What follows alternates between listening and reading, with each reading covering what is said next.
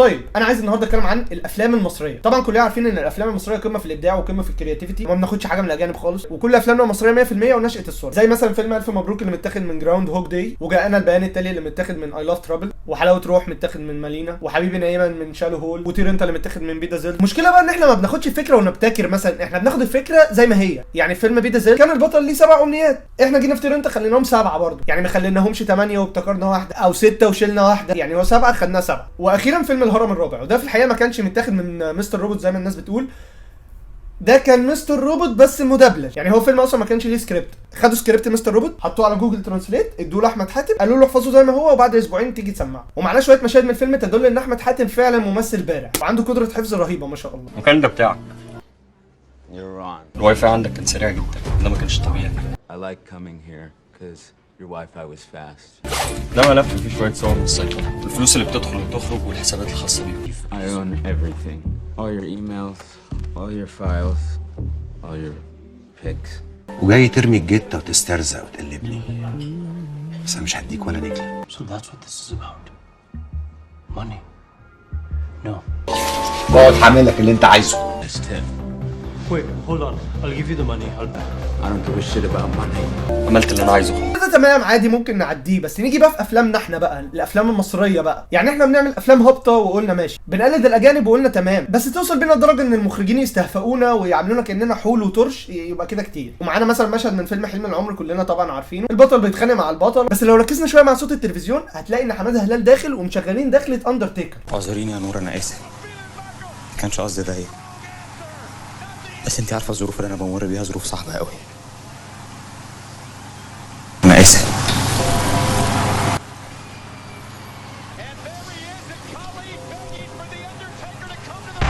وحتى لو قلنا ان حماده هلال كان بيلاعب اندرتيكر، فاندرتيكر بيلعب مصارعه حره وحماده هلال طالع بيلعب بوكسنج، فباي شكل ما ينفعش الاغنيه دي تشتغل. في جزء تاني بقى ان احنا خلاص ما بنسمعش، ما بقيناش بنشوف برضو. كمان في فيلم لا تراجع ولا استسلام هتلاقي ان في مشهد الضرب بين احمد مكي والراجل اللي بيمثل دور نينجا، هتلاقيه ان هو نايم على الارض وايديه فاضيه. هو نايم على الارض ايديه فاضيه. يا عم النينجا بيجي احمد مكي بقى يديله شلوت، فجأة ظهر سيف في ايد النينجا وقام ضرب بيه احمد مكي. مشهد تاني فيلم اكس لارج لما كان احمد حلمي قاعد بيكلم عمه تقريبا او حاجه، وعمه كان ماسك رغيف فينو في ايده اليمين والعكازه في ايده الشمال. بعد كده بيحصل نقله صغيره في الكادر وبنروح لكادر تاني نكتشف ان العكازه بقت في ايده اليمين والساندوتش بقى في ايده الشمال. بعد كده نرجع للكادر تاني نكتشف ان ايده الشمال رجعت فيها العكازه تاني. فالحل المنطقي الوحيد اللي حصل ده ان الراجل صور المشهد الاول، بعد كده خدوا بريك رجعوا اتغدوا او حاجه، بعد كده رجعوا صوروا المشهد التاني فاتلخم ما خدش باله بقى اذا كانت في اليمين او الشمال فصوروا بقى خلاص. المشهدين الجايين محتاجين تركيز شويه. في فيلم ولاد العم كريم عبد العزيز لما كان بيضرب الراجل وبيحاول ان هو ينقذ منى زكي واولادها، قال لها ايه وهو بيضرب الراجل؟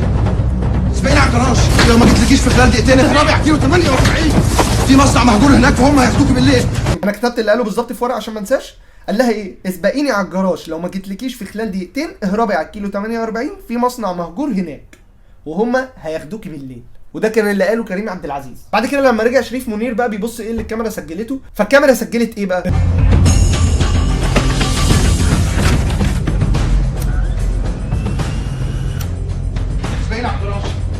لو ما جيتلكيش في خلال دقيقتين اهربي على مصنع مهجور في كيلو 48 وهم هياخدوكي بالليل. اهربي على مصنع مهجور. جابت منين مصنع دي انا مش عارف. هي احنا ما بنسمعش، يا اما كريم عبد العزيز لما رجع يصور مشهد الكاميرا نسي او كان مشغول في خناقه تقريبا او حاجه فراح قايل المصنع دي غصب عنه، وطبعا ما كانش ينفع ان هم يعيدوا المشهد تاني. معانا بقى اخر مشهد من فيلم حياتي متبهدله، وده تقريبا كان كوميك، او هي دي النكته اللي انت لما تشوفها تضحك بقى، اللي هو مش هيجي في دماغ اي حد ان هو ده عيب تصوير او عيب اخراج. هنا المخرج مصور مشهدين وبعدين راح اداهم للراجل اللي بيعمل اديت او الفيديو ميكر، فالفيديو ميكر تقريبا كان بيهزر هزار لطيف كده او نسي يعمل كات او حاجه وحط المشهدين زي ما هم. المشهد الاول ايه؟ محمد سعد داخل وفي طفلين على الشمال، تمام؟ ده كده مشهد. بعد كده بيجي مشهد نيكول سابا، هي اتكلمت وكانت بتكلم واحده وعملت انها شافت محمد سعد جاي من بعيد فبتقول لها امشي امشي ومش عارف ايه، وبعدين بتبص عليه بصت لقيت ايه بقى؟ وفي الحته دي بيشتغل المشهد الثاني اللي المخرج صوره وهو راجل بيمسح الارض او حاجه، واختفى محمد سعد واختفى الولدين واختفوا كل حاجه. بعد كده بتيجي الكاميرا على نيكول سابا تاني وبتقول لها اهو هناك اهو. بيجي مشهد محمد سعد والاطفال تاني، بعد كده بيرجع بنكمل المشهد الاولاني بتاع الراجل، حتى كان راح بعيد كده بعد سرح بعيد. ودي كانت كام حاجه بصراحه حازه في نفسيتي كده، او ان هي قرفاني من السينما المصريه بشكل عام. طبعا دي حاجه وسط مليون حاجه، فيا ريت المخرجين يخلوا بالهم من الديتيلز البسيطه دي، لان الحاجات دي بتفرق جدا. ويعني كفايه نقل يا ابو سيديكو، كفايه نقل. ويا ريت تقدموا سينما نظيفه، حاجه تحترم. ويا ريت لو عايز تنقل بعقل، يعني بلاش كوبي وبيست. يعني لو مش عارف تصور هات حد يصور من بره، يعني مش لازم. بالنسبه للسبكي، مش عشان انت المنتج الوحيد في مصر ان انت تبين نفسك ازاي؟ اي منتج طبيعي في العالم بيبان ازاي؟ بيتكتب اسمه على الافيش. عايز تبان اكتر كبر اسمك على الافيش، انما مش لازم تخش جوه الفيلم نفسه. احنا كمشاهدين مش عايزين نشوف المنتج، يعني انت فاهم. شكرا.